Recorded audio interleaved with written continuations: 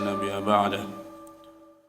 اللهم صل وسلم على سيدنا ونبينا ورسولنا محمد وعلى آله وأصحابه ومن تبعهم بإحسان إلى يوم الدين. اللهم علمنا بما ينفعنا وانفعنا بما علمتنا وزدنا علما وارنا الحق حقا وارزقنا اتباعه وارنا الباطل باطلا وارزقنا اجتنابه. اللهم فقهنا في الدين وعلمنا التأويل. اللهم طهر قلوبنا وحسن فروجنا واغفر ذنوبنا يا أرحم الراحمين. Amma ba'd. Baik hadirin rahman wa rahmakumullah, jamaah salat subuh yang semoga Allah Subhanahu wa taala merahmati kita semua dan menjadikan pagi kita ini pagi yang diberkahi dan kehidupan kita selalu diberkahi oleh Allah Subhanahu wa taala sehingga kita selalu berada di atas hal yang diridhai oleh Allah Subhanahu wa taala. Hadirin rahman wa rahmakumullah, melanjutkan pembahasan rutin kita di kitab Riyadul Badi'ah atas mazhab Syafi'i, di mana pada kesempatan yang lalu kita telah selesai membahas tentang bab haid dan nifas dan hal-hal yang berkaitan dengan orang haid dan nifas. Di antaranya ialah sudah kita bahas bahwa tahun atau umur paling minimum yang terjadi bagi wanita haid ialah untuk haid ialah 9 tahun atau 8 bulan 8 tahun 10 bulan. Kemudian juga minimum haid ialah sehari semalam. Maka siapapun wanitanya yang haid cuma setengah hari atau cuma sehari, maka itu bukan haid. Itu kemungkinan ialah istihadah. Kemudian hadirin rahimana rahimakumullah, dilarang bagi wanita haid untuk membaca Al-Quran, berdiam diri di masjid. Kemudian juga melayani suaminya, yaitu jima. Itu adalah sesuatu yang haram, dan siapapun yang melakukannya maka dia didenda, wajib bayar kafarat, yaitu 1 dinar. Dan barang siapa yang mendatangi istrinya dalam keadaan sudah suci tapi belum mandi, ulama mengatakan dia juga kena kafarat, masih tetap haram, dan dia wajib membayar kafarat 1/4 dinar. Ini pendapat yang hati-hati, ya, lebih hati-hati. Kemudian hadirin rahman rahimakumullah, diharamkan juga bagi orang yang haid dan nifas adalah salat. Enggak boleh seorang salat, dan juga puasa, dan juga tawaf, ya, dan juga tawaf. Tapi boleh bagi mereka untuk sa'i, ya, atau pelaksanaan manasik haji yang lainnya, wukuf di Arafah, mabit di Mina, melempar jumrah dan yang lain-lainnya, tapi mereka tidak boleh melaksanakan tawaf. Tetapi bagi seorang wanita yang sedang umrah dan dia kemudian haid sampai waktu besok dia mau berangkat pulang ke tanah airnya tapi dia masih haid, ini fatwa ulama, ya, untuk zaman modern sekarang ini, maka wanita itu tidak masalah dia tawaf, asal jangan sampai darah haidnya mengotori Masjidil Haram. Ya, tinggal pakai softtek kemudian dia haid, tidak masalah baginya, karena ini masalahnya darurat. Karena zaman sekarang, ya, waktu umrah itu berkaitan dengan tiket pesawat, dan belum tentu wanita tadi bisa kembali lagi ke tanah suci, apalagi dalam beberapa bulan. Seumur hidup 2 kali saja belum tentu, seperti itu. Nah, ini fatwa terbaru ini. Kalau mencari dalam nas kitab para ulama terdahulu tidak ada. Karena zaman dulu umroh itu kan butuh waktu lama. Mungkin orang yang haji atau umroh tinggal di Saudi bulanan, ya. Tapi zaman sekarang cuma dikasih waktu, ya, cuma waktunya 7 hari, ya, rata-rata seperti itu di Saudi. Berkaitan dengan membaca Al-Quran, hadirin ya, membaca Al-Quran, haramnya wanita haid membaca Al-Quran itu pendapat jumhur ya, pendapat jumhur berdasarkan hadis Aisyah radhiyallahu anha, yaitu Rasulullah sallallahu alaihi wasallam karena yajlisu fi hijri, beliau biasa duduk di pangkuanku wa ana haid, dan aku sedang haid, fayaqra'ul Qur'an, maka kemudian Nabi pun sallallahu alaihi wasallam membaca Al-Qur'an. Hadis riwayat Bukhari dan Muslim dari Aisyah radhiyallahu anha. Maka berdasarkan hadis ini ulama memiliki dua pendapat. Pendapat yang pertama itu pendapat jumhur bahwa orang yang haid tidak boleh membaca Al-Qur'an berdasarkan hadis Aisyah ini. Kenapa? Karena di sini Bunda Aisyah mengatakan Nabi duduk tiduran di pangkuanku dan aku sedang haid, kemudian beliau membaca Al-Qur'an. Maka di sini Aisyah menegaskan, Ibunda Aisyah menegaskan bahwa Nabi saja yang membaca Al-Qur'an, sedangkan beliau tidak membaca Al-Qur'an. Maka di sini disebut oleh ulama mafhum muwafaqah, pemahaman secara teks dalam ayat ini, bahwa dalam hadis ini bahwa ya dimafhumi, difahami bahwa Ibunda Aisyah tahu akan hukum orang haid membaca Al-Quran, karena kebiasaan para sahabat membaca Al-Quran itu dari talaki, mendengarkan. Jadi saat Nabi membaca Al-Quran, maka sahabat pun ikut membaca Al-Quran, seperti itu. Nah, pendapat yang membolehkan wanita haid membaca Al-Quran berdasarkan hadis ini juga. Satu hadis ini memiliki dua pendapat yang berbeda, maka disebutlah ada mazhab namanya. Jadi mazhab itu hasil dari pemahaman dalil. Beda-beda pendapat, akhirnya beda-beda juga ya jalan dalam memahami agama. Kenapa kata orang yang membolehkan? Di sini Ibunda Aisyah mengatakan Nabi membaca Al-Qur'an di pangkuannya, sambil tiduran di pangkuan Ibunda Aisyah. Maka otomatis melihat kebiasaan para sahabat, kalau ada orang membaca Al-Quran, mereka juga suka mengikuti membaca Al-Quran. Jadi ihtimalah, kemungkinan besar Ibunda Aisyah juga baca Al-Quran. Nah, ini dua pendapat yang bertentangan berdasarkan satu hadis, unik ya, berdasarkan satu hadis ini. Maka diambil jalan tengah, hadirin ya, bagi wanita yang dia hafizah, hafal Quran, kemudian guru ngaji misal, ulama mengatakan bagi orang ini dikarenakan darurat ya, boleh membaca Al-Quran untuk hafizah, yaitu murajaah, untuk yang guru Iqra, yaitu mengajarkan Iqra. Tetapi bagi selain itu tidak perlu, tinggal dia memperbanyak zikir, sholawat, ya, istighfar.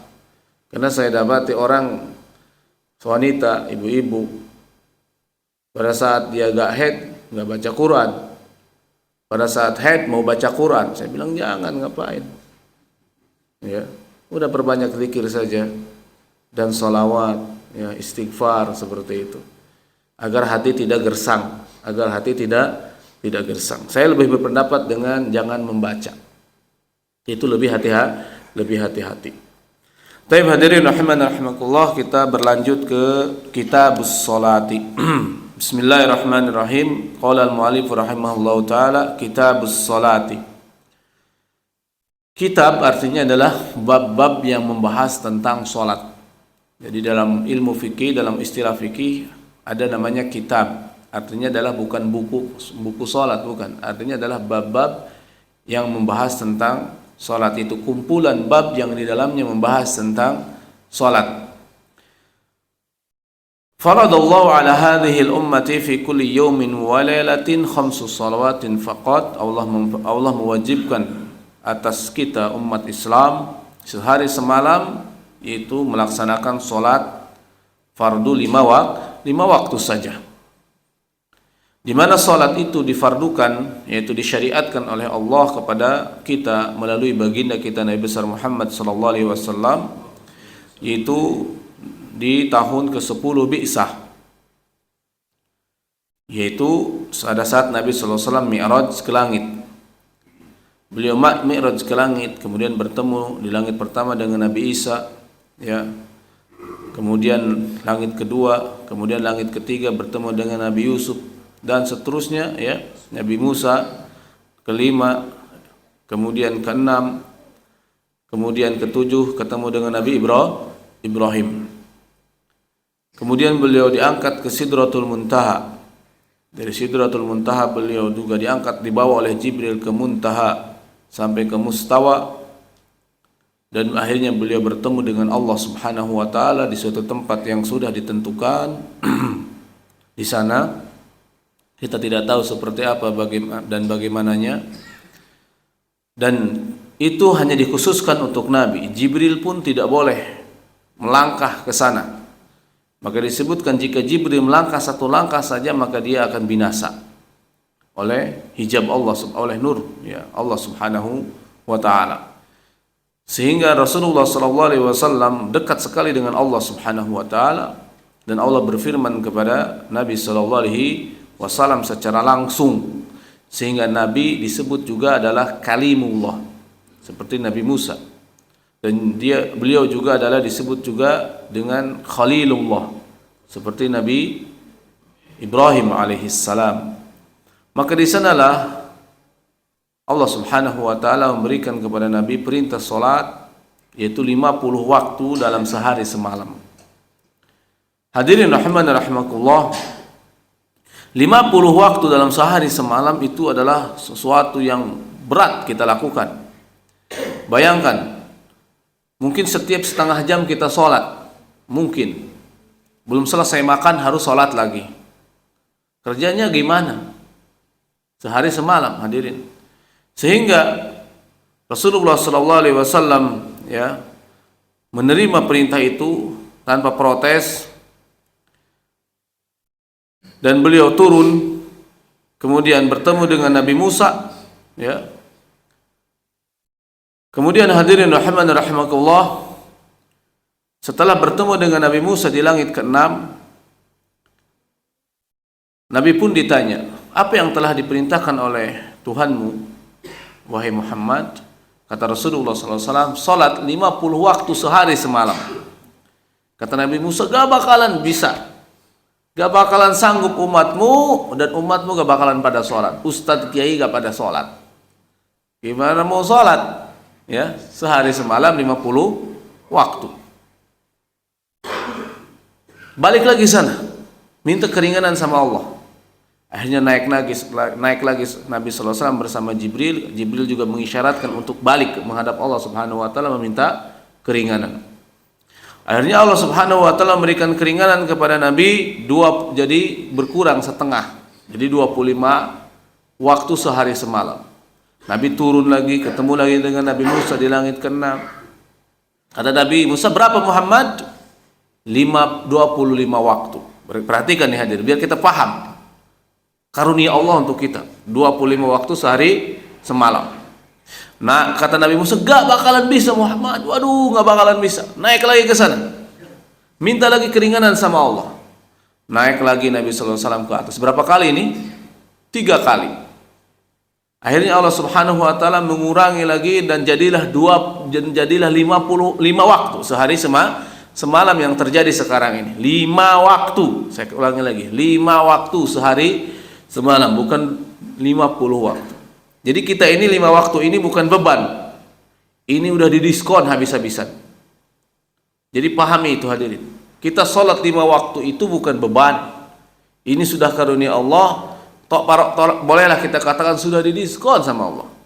Jadi keterlaluan banget kita, kalaupun cuma 5 waktu pasti banyak yang bolong-bolong. Udah keterlaluan sekali kita ini. Udah dikasih Allah keringanan besar-besaran, tapi masih tidak mau melaksanakan sholat. Bahkan ada yang total sehari semalam tidak pernah sholat. Allahu Akbar.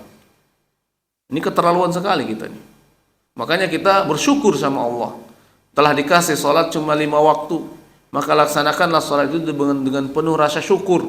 Sehingga kalau kita melaksanakan sholat dengan penuh rasa syukur, nikmatnya gak ketulungan. Indah. Jalan kaki dari rumah untuk melaksanakan sholat berjamaah, indah sekali, luar biasa. Tidak kerasa berat, dan dan tidak terasa beban bagi seorang muslim seperti ini. Kenapa? Karena dia sudah mensyukuri. Ya, karena dia sudah mensyukuri. Jadi ini salatnya aja kerasa nikmat, maka pantas Nabi sallallahu alaihi wasallam ya berkata kepada Bilal, "Arihna ya Bilal bis shalah." Wahai Bilal, jadikanlah kami beristirahat dengan melaksanakan salat. Padahal kalau kita salat rasanya capek. Tapi kalau Nabi, beliau melaksanakan salat rasanya santai, seperti sedang bertamasya kita di atas puncak Gunung Bogor sana. Indah sekali, jadi nyaman bagi Nabi. Ya, fresh, tenang. Tapi kalau kita sholat, pengennya cepat selesai. Nah itu hadirin rahimakumullah. Akhirnya kata Nabi Musa, berapa Muhammad? 5 kali sehari semalam. Kata Nabi Musa, tidak bisa Muhammad, minta lagi sana, kurangi lagi. Kalau bisa mungkin menurut Nabi Musa 2 kali aja sehari semalam, atau sekali saja. Hadirin rahimakumullah. Apa kata Nabi? Aku sudah tidak sanggup lagi, aku sudah malu. Malu bukan main. Akhirnya Nabi SAW pun lanjut ke langit kelima sampai ke langit pertama, dan terdengarlah ya nada munadin yang memanggil bahwa 5 waktu itu sudah tidak bisa dirubah lagi, sudah ditetapkan oleh Allah Subhanahu wa taala, dan itu sama dengan 50 waktu. Itulah yang terjadi. Akhirnya Nabi SAW pun sampai ke Mekah di waktu subuh, ya, sampai ke Mekah di waktu subuh, dan salat yang pertama kali dilakukan oleh Rasulullah SAW adalah bukan salat subuh, tetapi salat zuhur. Karena pada salat subuh Jibril belum mengajarkan kepada Nabi tata cara salat. Dan pertama kali disyariatkan salat 5 waktu itu bukan 4 rakaat, 3 rakaat, 2 rakaat, tidak. Awalnya adalah 2 rakaat, duhur 2 rakaat, asar 2 rakaat, maghrib 3 rakaat, isya 2 rakaat, subuh 2 rakaat. Dan diajarkan kepada Nabi pertama kali adalah waktu duha, tentang tata cara salat, waktu-waktu salat di dekat Ka'bah, ya, di samping Ka'bah, itu di dekat Hajar Aswad. Dan akhirnya yang 2 rakaat ini Allah Subhanahu wa taala rubah menjadi 4 rakaat. Duhur 4 rakaat, asar 4 rakaat, isya 4 rakaat, dan yang 2 rakaat ini tetap berhitungannya dikala seseorang muslim safar. Namanya salat apa? Salat qasar. Seperti itu hadirin rahimani wa rahimakumullah. Dan salat itu hukumnya wajib, karena dia adalah hak Allah. Hak Allah itu ada 2, yaitu yang pertama adalah tauhid, yang kedua adalah salat. Sehingga seseorang wajib salat apapun keadaannya dan sedang bagaimana. Mungkin dia sedang taat kepada Allah, seorang ustaz, seorang ulama, seorang kiai, wajib salat. Seorang wali bentuknya bagaimana dia kewaliannya, seberapa hebatnya keimanannya, tetap wajib salat. Gak ada istilahnya orang muslim pensiun salat, gak ada. Siapapun seorang muslim yang mengatakan saya pensiun salat, maka dia keluar dari Islam. Tidak peduli siapa dia orangnya, gak boleh. Salat sampai mati.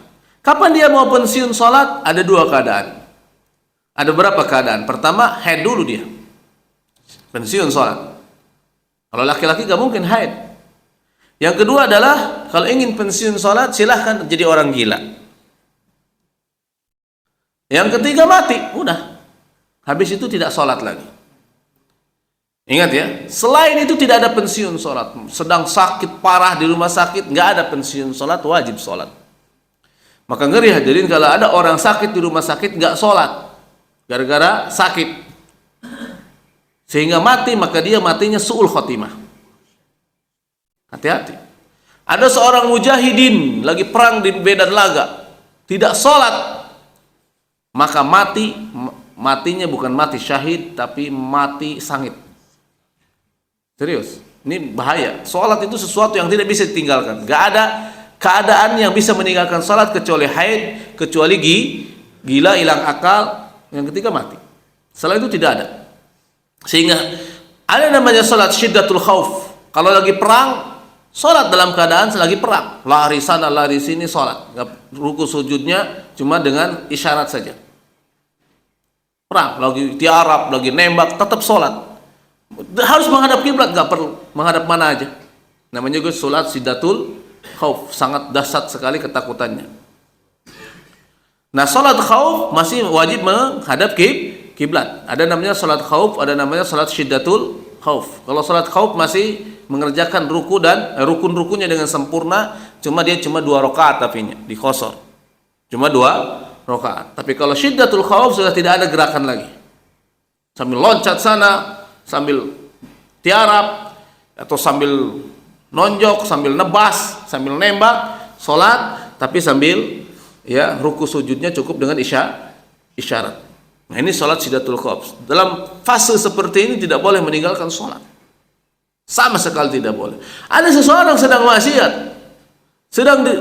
taruhlah saya kasih contoh sedang di diskotik misal, habis berzina, datang waktu salat wajib salat, mandi junub dia kemudian salat, dan habis zina terserah, wajib salat.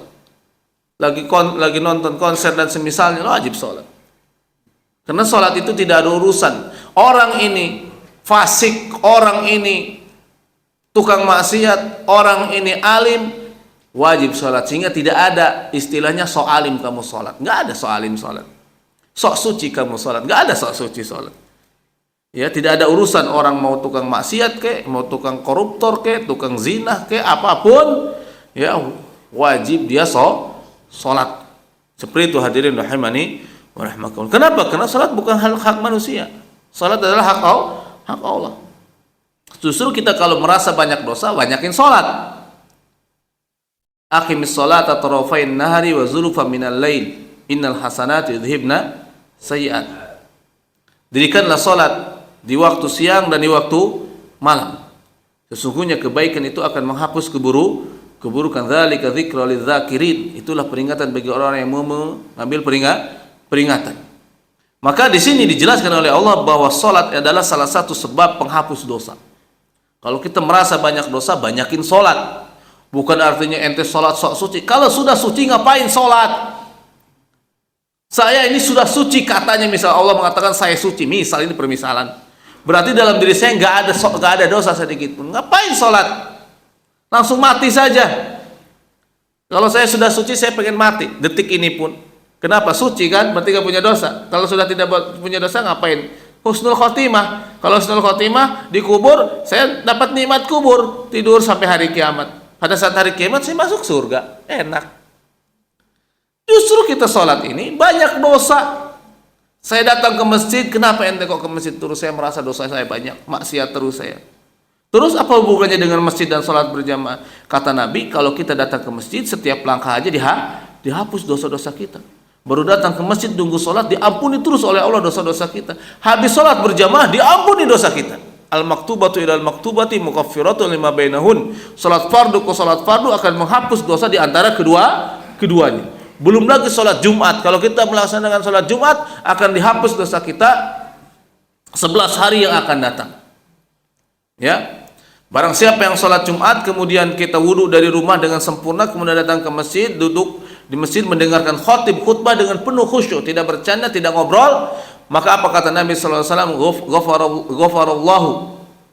Ghafarallahu lahu ma bainahu wa baina jumu'ati wa ziyadatu salasati ayamin. Maka Allah akan mengampuni bagi dia antara Jumat ini dan Jumat yang akan datang ditambah 3 hari. Jumat, Senin, Jumat, Sabtu, Minggu, Senin, 3 hari kan?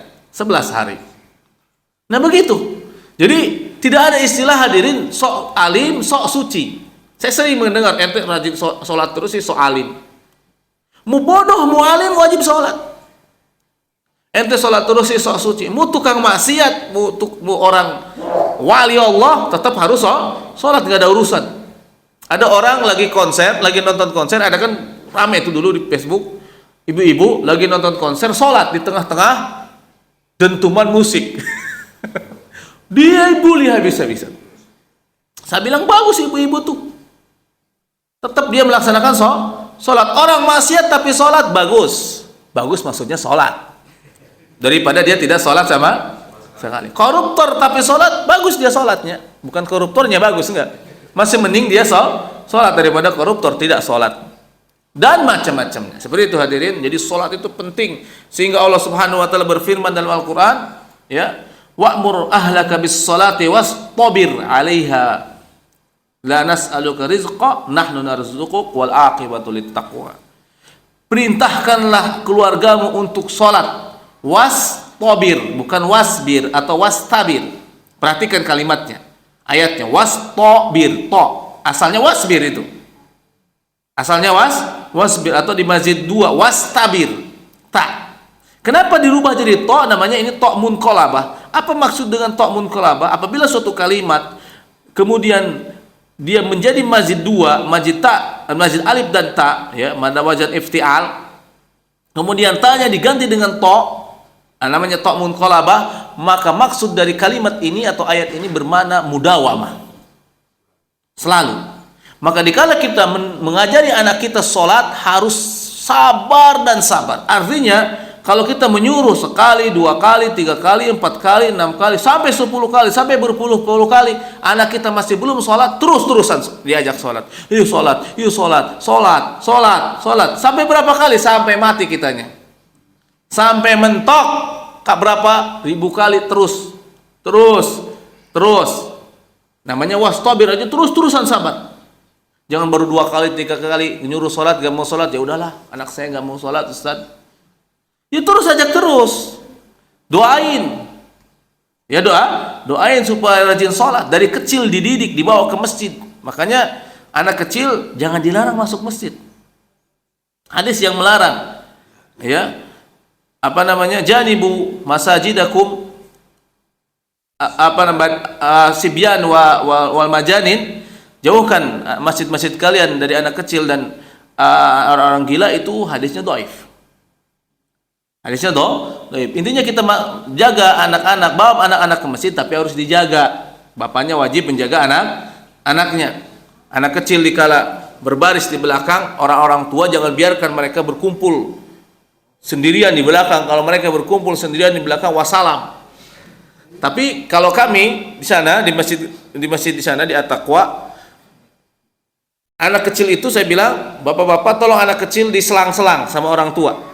2 orang, orang tua 1, 3 orang tua 1, sehingga dikala anak kecil mau bercanda ada orang tua nggak berani. Kalau ada yang bercanda, pegang tangannya, berarti dia sudah tidak mau bercanda. Kalau bercanda lagi, kalau kita biasakan dari kecil, besarnya nanti biasa sholat. Kalau tidak biasa dari masjid hadirin, susah, berat, serius. Makanya saya suka berat sekali kalau ada orang melarang anak kecil masuk masjid, karena takut nanti anak ini sudah gedenya, sampai gedenya nanti gak mau sholat, apalagi sholat berjamaah. Nah itu hadirin rahimakumullah. Sehingga apa kata Allah? Kami tidak meminta rizki dari kalian, kami yang akan mengasih kalian rizki. Jadi orang yang selalu mendirikan sholat, Allah akan lapangkan rizkinya. Allah akan lapangkan rizkinya. Ya. Karena Allah Subhanahu wa taala berfirman, wasta'inu bis sabri was shalah. Minta tolonglah kalian kepada Allah dengan sabar dan salat. Pasti Allah lapangkan rezekinya. Baik hadirin. Nah itulah hadirin tentang salat. Jadi salat adalah bukan perkara gampang. Hal yang berat. Seburuk apapun seorang muslim tapi masih salat di hadapan Allah, seluruh amalnya tadi akan dihitung. Ini buruk nih amal, catatan amalnya, banyak keburukan, tapi tukang sholat. Terserah maksiat mana saja, tapi rajin sholat. Ya, tetap masih dihitung, ini amalnya masih bakal diperiksa. Tapi kalau dia orangnya baik, akhlaknya baik, tapi tidak sholat, itu sudah tidak dihitung lagi. Sudah dilempar saja, udah gak bakalan diperiksa. Jadi makanya sholat itu bagi amal soleh kita bagaikan kepala untuk badan. Kalau datang tengah malam, jam 12 malam ke rumah kita, orang ngetuk-ngetuk, manusia, tidak ada kaki, tidak ada tangan, tapi ada kepalanya dan badannya, kita tidak akan lari kan? Pak, mohon maaf Pak, saya begini. Oh iya, ini manusia nih, masih ada kepalanya. Tapi kalau tengah malam badannya sempurna, ada kaki, ada tangan, badannya tapi kepalanya nggak ada, pingsan kita pasti. Jadi ibaratnya seperti itu hadirin. Jadi ya, jadikanlah sholat ini sebagai apa? Qurratu ayunina, sebagai penyejuk mata kita. Kita kerja tapi sambil nunggu sholat. Tapi kita tidak dituntut sholat terus hadirin setiap hari tanpa kerja, enggak. Silahkan kerja, silahkan berbisnis, waktu sholat. Inilah yang diuji, yang dipuji oleh Allah. Rijalul la tulhihim tijaratun wala bai'un an dzikrillahi wa iqamis shalah. Kata Allah, rijal, para laki-laki yang tidak sibukkan oleh jual beli, ya, dan berbisnis dan yang lainnya, dari berzikir dan mendirikan sholat. Allah tidak memuji orang yang di rumah terus kerjaannya sholat, zikir, baca Quran, tidak kerja. Sibuknya apa? Ngapain? Zikir, baca Quran, baca buku, baca ini, baca sholat sunnah terus. Kerja enggak? Allah nggak puji sama sekali. Yang Allah puji apa? Orang sibuk mencari kerja, sibuk dengan kerjaan, tapi dikala waktu sholat dia taruh tuh kerjaannya, sholat dulu, habis itu kerja lagi. Nah, itulah yang disebut oleh Allah rijal, gentleman. Itulah para sahabat. Para sahabat sibuk kerja, sibuk di ladang, sibuk di pasar. Waktu sholat, habis sholat kerja lagi, sibuk lagi. Beres sholat, datang lagi sholat lagi. Terus seperti itu hadirin rahimani wa rahimakumullah. Kemudian di mana wahiyat zuhru wal asr, di mana 5 waktu salat itu, salat duhur dan salat asar, wal maghribu wal isya'u was subuh, salat maghrib, salat isya dan salat subuh. Wala tajibu ila ala muslimil balighil aqil tahiri min al haid wan nifasi ba'da dukhuli waqtiha, dan tidak wajib salat itu kecuali untuk seorang muslim. Kalau untuk non muslim tidak wajib. Dan seorang muslim juga tidak semua muslim wajib. Kalau anak kecil tidak wajib, orang gila tidak wajib, atau orang haid dan nifas tidak wajib. Sehingga ibu-ibu itu disebut naqisatud dini wal aql. Perempuan itu manusia yang kurang agama dan akalnya. Ustaz, kan saya lebih pintar. Enggak, bukan begitu maksudnya. Kenapa disebut naqisatud din, kurang agama? Karena dia tidak sholat dikala haid. Kenapa disebut kurang akal? Karena wanita tidak boleh jadi saksi. Ya, maksudnya persaksiannya harus banyak, tidak boleh satu orang. Baik hadirin. Kemudian setiap sholat ini ya berakal, kemudian muslim yang berakal dan suci dari haid dan nifas dan juga hadas, dan wajib melaksanakan sholat dikala sudah waktu sholat masuk. Nah, kita sekarang membahas waktu sholat. Walikulli sholatin minha waktun mahdudun, dan setiap sholat memiliki waktu yang terbatas, waktu yang sudah dibatasi masing-masing. Karena Allah Subhanahu wa taala berfirman, inna sholata kanat 'alal mu'minina kitaban mauquta. Salat itu adalah sesuatu, keadaannya adalah diwajibkan atas setiap muslim dengan waktu-waktu tertentu. Tidak boleh seseorang melaksanakan salat di luar waktunya, nggak boleh, haram. Salat duhur masih kurang 5 menit waktu masuk ke waktu zuhur, nggak boleh dia salat, haram hukumnya, nggak boleh. Itu namanya istihza, ngolok-ngolok agama. Begitu juga dia salat diundur-undur sampai waktu salat keluar, itu juga haram. Itu namanya orang-orang munafik seperti itu. Wailul lil musallin, celakalah bagi orang yang salat, itu salatnya separuh masuk waktu salat, separuhnya lagi keluar waktu salat. Kenapa orang ini ngolok-ngolok agama?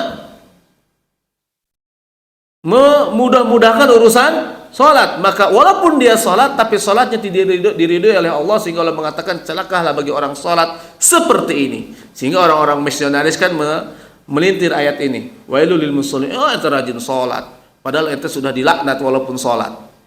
Bro, maksudnya ayat ini bukan untuk orang yang rajin sholat di awal waktu. Tapi orang Islam yang sholatnya malas-malasan, diundur-undur sampai waktu sholat selesai habis baru dia sholat, maka celakalah orang seperti ini. Allah kasih waktu panjang untuk melaksanakan sholat 4 rakaat saja tidak sanggup, padahal cuma 5 menit.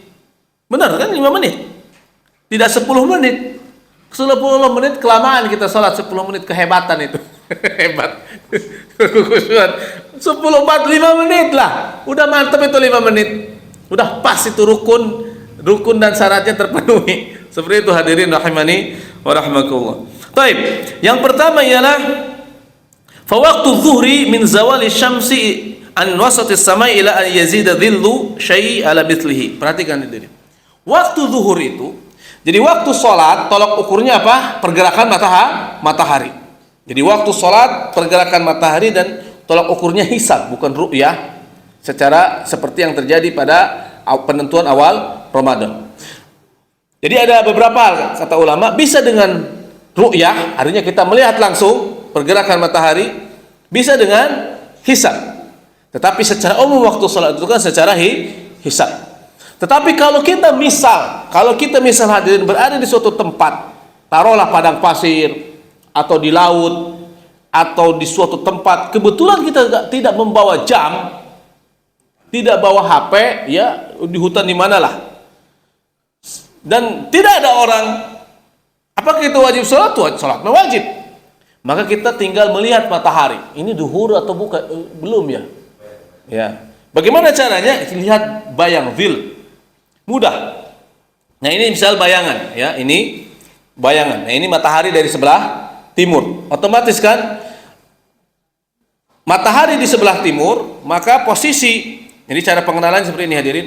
Maka dari posisinya nih, jika dia masih sebelah timur nih, kan bayangannya masih panjang. Ini timur, ini barat, ini selatan, ini utara. Ini selatan, ini utara, ini selatan. Taruh kita utara, ini selatan. Caranya begini caranya. Maka matahari itu kata ulama, pergerakannya agak ke utara, agak ke selatan, tidak semestinya atau selalu berada tepat di atas kepala, ya, atau istiwa, katulistiwa, agak sedikit ke utara atau agak sedikit ke selatan. Jika musim dingin dia agak ke utara, jika musim panas dia agak sedikit ke selatan. Maka jika matahari terus meninggi jam 10, meninggi jam 11, setengah 12, ya, kemudian 15 menit sebelum zuhur, nah biasanya dia ada fi kabidis sama. Kabidis sama itu di tengah-tengah langit, di atas kepala kita. Maka jika matahari di atas kepala kita, itu namanya waktu zawal. Waktu zil, yaitu matahari ada di atas kepala kita. Nah posisinya begini hadirin. Tinggal kita taruh aja, tancapkan benda, misal tongkat di tanah, kita ukur tongkat ini, misal taruhlah 5 seperti ini, 10 cm. Ini kan 10 cm. Ini berapa ini? 15 cm ya? Kayaknya ya 20 cm. 20 cm. Ini 20 cm kan? Maka terus ke atas, matahari sudah di atas kepala kita. Maka biasanya ada namanya fai, ini fai ini. Ada garis hitam nih. Itu tidak akan hilang, jarang sekali bayangan keinjak sama kita. Benar-benar hilang bayangan dari benda. Pasti ada sedikit yang menonjol. Maka sedikit yang menonjol itu namanya fai. Namanya apa? Fai. Biasanya 5 cm dari benda. Biasanya 5 cm dari benda, dan fai ini bisa ada di sebelah selatan kalau posisi matahari sebelah utara, dan bisa ada di sebelah utara jika posisi matahari ada di sebelah selatan. Seperti itu hadirin. Maka fai ini 15, ya berarti tengah-tengah nih. Ada bisa dia pas menuju utara atau pas menuju selatan. Nah kalau benda ini pas menuju utara dan menuju selatan, ini disebut zawal. Waktu zawal tidak boleh sholat. Tunggu 15 menit. Namanya waktu haram melaksanakan sholat sunnah atau sholat fardu. Seperti ini. Nah, jika matahari bayangan ini sudah melenceng sedikit ke timur, perhatikan nih, melenceng sedikit ke timur, maka ini disebut waktu zuhur. Ini sudah waktu zuhur. Tapi kalau masih tengah-tengah, sempurna lurus ke arah utara atau ke arah selatan, maka ini masih belum waktu zuhur. Ini masih zawal. Masih waktu zawal. Tunggu dikit melenceng ke kiri. Jadi caranya apa? Kita buat buah solah. Buah solah itu seperti kompas. Bulatan bulat, garis bulat.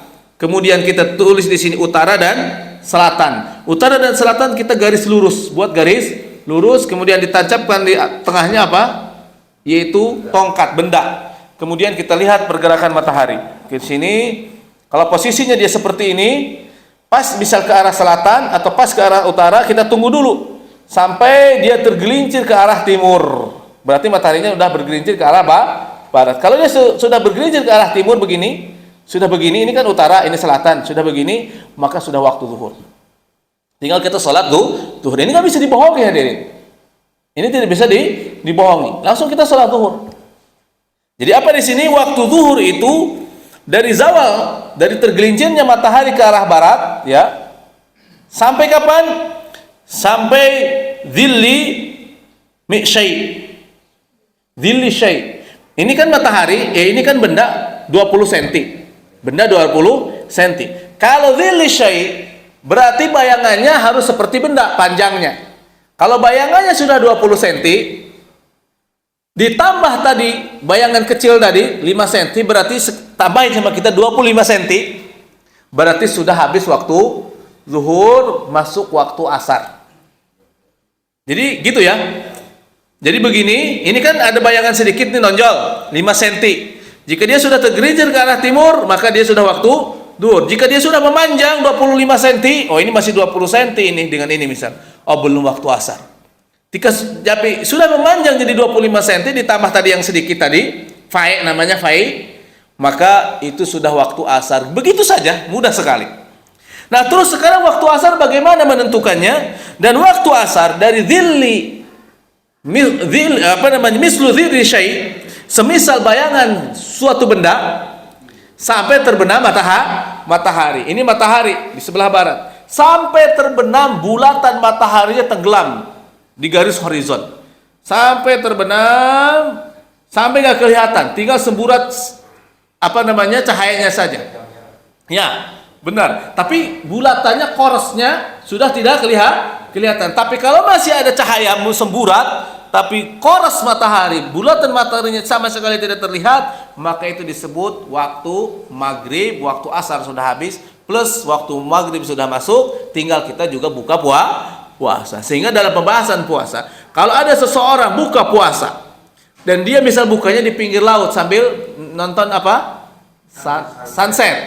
Sunset ya. Sunset bukan sunrise, sunset. Tapi dia masih ada misal bulatan mataharinya seukuran 1 derajat.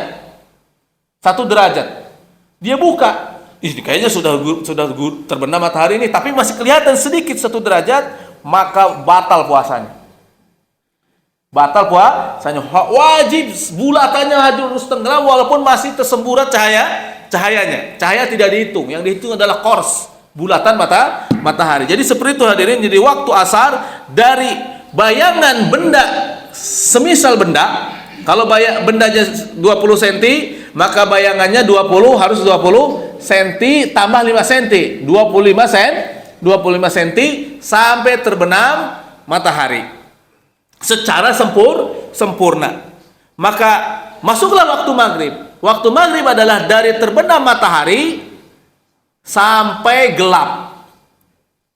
Nah, setelah matahari tenggelam itu kan di sebelah barat ada namanya lembayung merah. Maka di sini waktu maghrib adalah min tamami ghurubis syams hatta yaghiba syafaqul ahmar. Dari sempurnanya tenggelam bulatan matahari sampai hilangnya lembayung merah. Syafaqul ahmar, lembayung merah. Jadi kalau kita habis maghrib sholat, atau kita habis maghrib, kita masih waktu maghrib gak ya? Misal belum sholat maghrib nih, tengok ke barat aja, tengok ke barat. Mau dia mendung atau enggak pasti kelihatan. Kalau masih ada merah-merah, lembayung merah, masih walaupun cuma sedikit, berarti masih waktu maghrib. Tapi kalau di barat sudah sempurna putih, hitam, gelap, maka berarti sudah masuk waktu isya. Mudah kan hadirin insya Allah? Jadi gak perlu harus jam saja, tinggal kita kalau tidak bawa, mungkin saja kita keadaan seperti ini, tidak bawa jam, tidak bawa HP, ya, tidak ada orang untuk bertanya, mungkin kita lagi di Eropa, di mana, di Cina dan yang lain, tinggal kita lihat ke langit.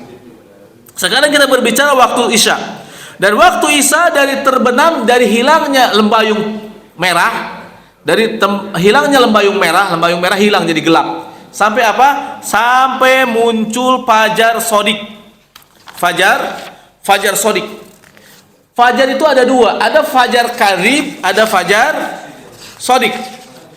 Fajar karib itu cahaya putih di timur. Kita kembali lagi ke timur. Kita lihat ke timur, kalau waktu subuh lihat ke timur, lihat lagi ke timur. Kalau ada cahaya putih tapi memanjang ke atas seperti ekor serigala, kata Nabi kata Nabi Syarjan, kata Nabi Syarhan, seperti ekor serigala, maka itu disebut fajar kadhib. Jadi hitam di timur, tapi di tengah-tengah ada cahaya yang membentang ke atas, vertikal, cerah, itu disebut fajar kadhib. Biasanya ayam berkokok seperti itu. Nah, seperti ini fajar kadhib, hadirin. Fajar kadhib seperti ini. Ini kan hitam ada putih tengahnya, memanjang ke atas vertikal. Maka ini disebut fajar kadhib. Tidak boleh salat subuh, ini waktu sahur. Ini waktu sahur, silahkan sahur. Karena biasanya ini 1 jam atau 40 menit sebelum subuh. Ya ini. Dan di Mekah, di Masjid Nabawi dan Masjidil Haram, ini azan pertama. Ini azan pertama. Nah, seperti ini. Nah, terus bagaimana fajar shadiq waktu subuh? Fajar shadiq itu adalah cahaya putih membentang di ufuk timur, garis horizon, tapi musta'rid. Horizontal. Nah, kayak gini. Horizontal, perhatikan. Jadi hitam seperti ini. Ini orang yang naik gunung biasa tahu. Saya pernah dikirim oleh teman yang naik gunung persis seperti begini. Jadi membentang cahaya di ufuk timur, horizon timur, tapi masih gelap bawahnya. Nah, ini namanya fajar shadiq, dan ini akan menguat, terus menguat sehingga akhirnya apa? Sunrise, munculnya matahari, terbitnya matahari. Ini waktu subuh seperti ini. Jadi kalau kita tidak punya jam, tinggal lihat ke utara, ke timur. Saya biasanya kalau naik pesawat pulang dari Jeddah ke Jakarta, subuh biasanya di pesawat. Apalagi kalau pesawatnya kan bukan Saudia, pesawat yang umum nih. Saya dulu misal naik yang pesawat umum, Ethiopian, yang lain-lain, kan orangnya nggak ngasih tahu itu, si itunya nggak tahu. Ditanya sholat udah belum? Edet now, seperti itu kan nggak tahu. Maka saya biasanya nengok jendela ke depan. Dan kelihatan, ini waktu subuh nih. Ini sudah ada cahaya membentang, ya, bawahnya masih hitam, gelap. Ayo ibadah jamaah, sholat, seperti itu hadirin. Jadi tidak perlu melihat jam, karena jam nggak mungkin. Tidak ada jadwal sholat juga. Kita ngikutin wilayah di mana masuknya pesawat, ya, subuh atau belum. Maka tinggal sholat subuh. Kalau pakai Saudia dan Lion dan Garuda dikasih tahu sama pilotnya, bapak-bapak, ibu-ibu, silakan sholat, jangan wudhu di WC, gitu. Salatlah dengan tayamum di kursi, katanya kan seperti itu. Saya bilang ke jamaah, jangan tayamum di kursi, wudhu aja dengan air sedikit. Ya, seperti itu hadirin rahimakumullah. Inilah waktu sholat, insya Allah bisa dipahami oleh kita, ya. Jadi gampang sekali, tidak susah, ya. Sehingga kalau kita ada di suatu tempat, tinggal lihat langit, kita tancapkan benda, wah ini baru waktu zuhur. Baru masuk waktu zuhur. Oh, ini waktu asar. Karena bendanya, bayangan dan benda sama, lewat sedikit 5 cm. Wah, ini udah waktu asar. Oh, waktu asarnya mau habis karena mau terbenam matahari. Sudah terbenam matahari, ini waktu maghrib. Oh, masih ada lembayung merah di barat, masih waktu maghrib. Wah, lembayungnya sudah habis, sudah hitam, berarti waktu isya. Waktu isya sampai kapan ini? Oh, ini sudah ada kembali lagi ke timur, sudah ada fajar shadiq. Wah, ini sudah waktu subuh. Tinggal nunggu subuh, terbit matahari. Cepat sebut subuh, nanti terbit matahari. Seperti itu hadirin rahimani wa rahimakumullah. Itulah waktu sholat yang harus kita jaga. Jangan sampai kita sholat di luar waktunya, apalagi sholat asar. Ngeri sekali. Apabila orang sholat asar, waktu asar dia diundur-undur sampai keluar waktu asar, sampai terbenam matahari, baru dia sholat, maka seluruh amal solehnya dihapus oleh Allah. Di mana Rasulullah SAW bersabda, man taraka sholatal wusta habita amaluhu. Barang siapa yang meninggalkan sholat asar dengan sengaja, kemagriban dengan sengaja, ini bukan karena dia tidur, ketiduran atau kelupaan, sengaja main bola atau nonton bola atau main-main layangan dan yang lainnya, atau ngobrol ngalor ngidul, main catur dan semisalnya, ya, ya terserah, ya, mancing dan yang lainnya, ya, akhirnya apa? Asarnya ke magriban, maka seluruh amal solehnya dihapus hari itu. Itu hadis sahih. Walaupun dia habis ngezakat, habis wakaf 1 miliar, habis sodako 2 miliar, habis hajian, dihapus amal soleh. Ngeri, hampir kayak kafir. Ini mengeri kalau sholat asar hadirin. Maka kita jaga sholat dengan sebaik-baiknya agar kita diampuni oleh Allah dosa-dosa kita. Wallahu a'lam bishawab. Karena waktu sudah habis ya. Baik, silakan. Ya. Waalaikumsalam warahmatullahi wabarakatuh. Amin. Monggo.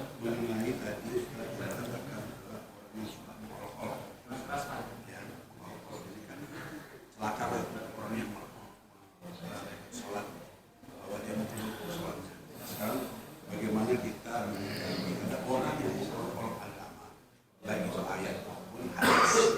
Katakan dia bilang begini, ada orang yang apa kamu berjilbab sedangkan kamu masih begini. Kemudian ada orang yang berjenggot, kamu seperti Kambing saja. Kemudian ada orang yang berkelana rumahmu kebanjirannya. Kemudian ada orang yang bertuduh ataupun yang melakukan sesuatu akam wahabiyah.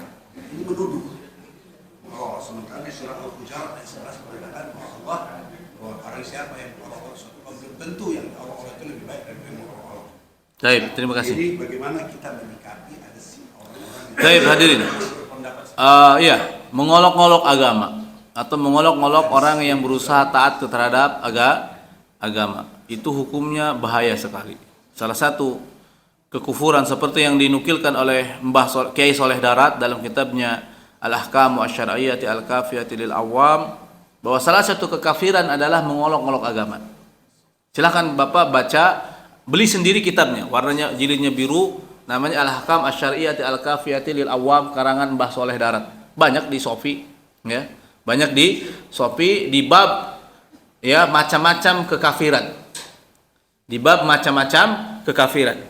Di sana disebutkan oleh beliau, Mbah Soleh Darat siapa sih? Kiai Soleh Darat. Kiai Soleh Darat itu ulama dahulu Indonesia zaman apa? Penjajahan, zaman POC. Beliau gurunya Kiai Hasyim Asy'ari. Gurunya Kiai Ahmad Dahlan rahimahullah dan gurunya RA Raden Ajeng Kartini. Ulama besar, orang Gresik. Ya, ulama besar, gurunya para guru di Indonesia. Beliau katakan bahwa salah satu kekafiran atau seseorang yang akan mengeluarkan dirinya dari Islam adalah ngolok-ngolok agama. Ngolok-ngolok agama. Contoh kemarin adalah ada orang baca ayat Quran ditukar dengan minuman keras. Ada orang yang gerakan sholatnya dirubah. Ada nih, kalau sholat sambil main gym, ya main gym. Jadi Allahu Akbar sambil main, itu ngolok-ngolok agama, nggak boleh. Silahkan bercanda dengan apapun, tapi jangan dengan agama. Silahkan mempercandakan apapun, tapi jangan mempercandakan agama. Karena mempercandakan agama, serius atau tidak serius, maka hukumnya kafir. Bercanda saja kafir. Itu mutlak, seluruh ulama sepakat. Makanya juga kita jangan sampai ngolok-ngolok orang misal yang berusaha taat terhadap agama. Ibu-ibu jilbaban, kita katakan, teroris. Itu kufur, ya. Atau misal ada orang misal berusaha untuk memanjangkan jenggot, kambing. Kan semua ulama sepakat bahwa jenggot itu sunnah. Sampai Imam Nawawi, salah satu mazhab Syafi'i dalam kitabnya Syarah Muslim, ya cuma satu, beliau sepakat bahwa tidak boleh kita memendekkan jenggot kita, ya. Kalau kecuali tanpa sebab. Kita lihat para ulama. Kiai Hasyim Asy'ari rahimahullah taala jenggotnya panjang. Kiai Ahmad Dahlan dan ulama-ulama terdahulu panjang. Maksud saya begini, kalau tidak mau memanjangkan jenggot, tapi diam saja, nggak perlu harus mengolok-olok. Karena ulama sepakat mengolok-olok itu bahaya, mengolok-olok sunnah. Misal Allah ngapain yang sok wudu, ngapain wudu, nggak ada faedahnya wudu. Itu juga mengolok-olok sunnah. Ngapain masuk WC pakai pakai kaki kiri? Ngapain, nggak ada faedahnya itu semua. Kayak orang gila aja kamu tuh. Pakai kaki kanan aja nggak masalah. Itu juga adalah bisa kufur. Karena namanya istighfaf. Makanya hadirin, kalau kita baca kitab Imam Nawawi rahimahullah taala dalam kitab Bustanul Arifin. Kitab Imam Nawawi Bustanul Arifin, ada namanya kitab Bustanul Arifin, saya punya di rumah. Imam Nawawi ad-Dimashqi, pengarang kitab Riyadhus Shalihin, ya. Ada namanya kitab Bustanul Arifin. Di sana beliau menceritakan orang-orang yang ngolok-ngolok agama yang Allah azab langsung di dunia. Di antaranya adalah misal perkara sunnah sepele, perhatikan ya. Di mana Nabi SAW bersabda, "Idza stayqadha ahadukum min naumi fala yadkhulanna yadahu fil ina qabla ayagsilahuma." Apabila kalian bangun tidur, jangan kalian masukkan kedua tangannya ke dalam air wudu sebelum mencuci terlebih dahulu. Fa inna ahadakum la yadri aina batat yadah. Karena salah seorang di antara kalian tidak tahu tangannya ditaruh di mana. Nah, orang ini nyeletuk. Alah, aku tahu di mana tanganku ditaruh pada saat aku tidur. Masa tanganku ditaruh, mohon maaf, di bokong, ditaruh di depan, di belakang? Enggak, aku tahu kalau aku tahu tidur ditaruh di mana. Akhirnya untuk memastikan omongan dia, hadirin, dalam Bustanul Arif ini kejadian di Nuwa, Damaskus. Dia ikat tangannya di ranjang. Dua tangan ikat di ranjang. Coba sampai segitunya orang. Tapi pada saat bangun, dia dapati tangannya masuk ke duburnya sampai sesikut. Ini kata ulama, ini berarti mutawatir. Berita ini bukan lagi satu orang yang menceritakan, sudah mutawatir, geger satu kota. Satu. Yang kedua, salah satu sunnah kan siwak. Kata orang kalau kita siwak, ini jorok banget sih lu, ngapain kayak gitu, nggak ada gunanya. Buang aja apa sih? Nah gitu kan. Kita pakai siwak. Sebenarnya di dalam Islam, yang namanya siwak itu tidak harus pakai kayu arok. Sikat gigi juga siwak. Sikat gigi juga disebut siwak. Kalau kita pakai nyikat gigi pakai odol itu sudah dapat pahala sunnah. Cuma kan ada orang pakai siwak. Disebutkan ada seorang bapak punya anak dan dia tidak mau anaknya ngaji. Bapak ini gak benar, anaknya gak boleh ngaji. Tapi anaknya kekeh ngaji. Setiap pulang ngaji selalu bapaknya bilang ke anaknya, "Kamu dapat apa ngaji?" Hah? Gak dapat apa, kan gak dapat beras, gitu kan, suka biasa gitu orang-orang. Kata anaknya, "Ini saya dapat hadiah siwak dari Pak Guruku, Pak Kiaiku." Akhirnya si bapak ini ngambil itu siwak, tahu gak diapain hadirin? Ditusukin ke duburnya. Ini dalam Bustanul Arifin. Ini Imam Nawawi yang bilang, bukan saya. Ditusukkan ke duburnya, namanya istighfaf, mengolok-olok agama, mengolok-olok sunnah. Apa yang terjadi? Akhirnya Allah azab dia dengan melahirkan seekor jarwu. Jarwu itu anak hewan, tapi bentuknya seperti ikan, keluar dari duburnya, melahirkan dan dia pun mati. Ya. Sehingga ada lagi ulama mengatakan ada seorang Mu'tazilah, di mana Rasulullah SAW bersabda, innal malaikata la tarda ya li talibil ilmi, innal malaikata la tadau ajnihataha li talibil ilmi ridon bima sana'u. Sesungguhnya para malaikat itu ridho terhadap penuntut ilmu dan meletakkan sayap-sayapnya sebagai permadani untuk para penuntut ilmu karena saking ridhonya terhadap apa yang mereka lakukan. Maka apa kata orang ini sambil jingkrak-jingkrak, "Mana nih aku gak merasakan sayap malaikat? Mana nih?" Sambil nginjak-injak kakinya ke tanah. Akhirnya apa? Tiba-tiba saja kakinya mengkerat, kering seperti orang kena, mohon maaf, itu diabetes kering. Mengkering sampai bercampur dengan tulangnya, mati. Namanya itu istighfaf biddin, mengolok-olok agama, tidak boleh hadirin. Kita nggak suka misal mohon maaf ya, misal kita tidak suka pakai jenggot, ya udah urusan sendiri masing-masing. Ya, tapi jangan keluar dari mulut apa? Mengolok-olok. Jadi seperti itu.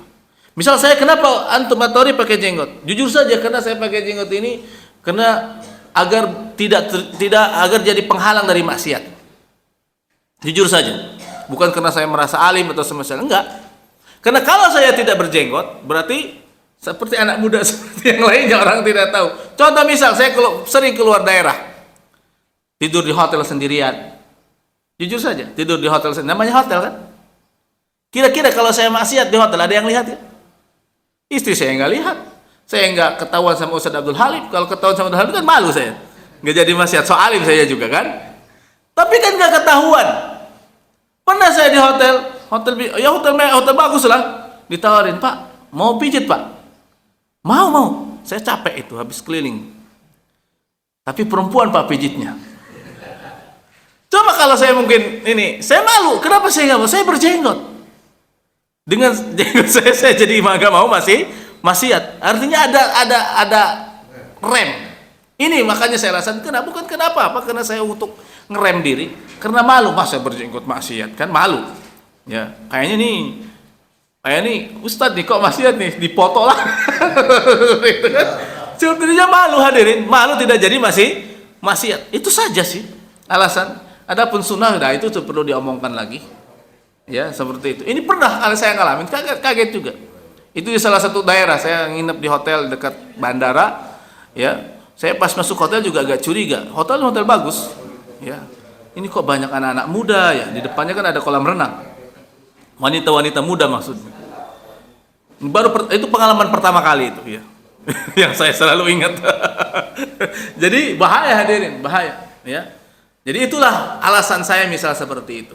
Maka banyak saya juga mendapati orang yang suka bilang ke saya, kayak embek saja kamu katanya. Padahal kan Rabi Yahudi juga berjenggot, pendeta juga banyak berjenggot, tentara Amerika Special Force juga banyak yang berjenggot seperti itu. Tapi kenapa mereka nggak dihina, sedangkan kaum muslimin yang istiqomah dihina? Nah, kita jangan, takutnya terjerumus ke dalam hal yang dikatakan oleh para ulama. Wallahu alam bishawab, seperti itu ya. Baik hadirin, sampai di sini saja, semoga bermanfaat bagi kita semua. Subhanakallah bihamdika, asyhadu an la ilaha illa anta, astaghfiruka wa atubu ilaik. Assalamualaikum warahmatullahi wabarakatuh.